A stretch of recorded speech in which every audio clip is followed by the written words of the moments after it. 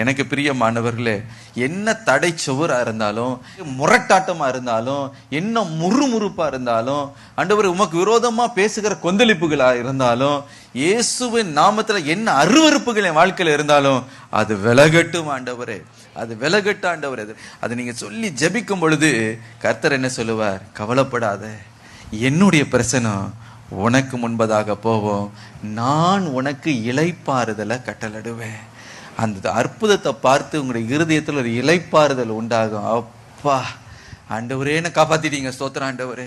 ஆண்டவரே நான் பாஸ் பண்ண வச்சுட்டீங்க, ஸ்தோத்திரம் ஆண்டவரே. ஆண்டவரே இந்த வீசா கொடுத்துட்டீங்க, ஸ்தோத்திரம் ஆண்டவரே.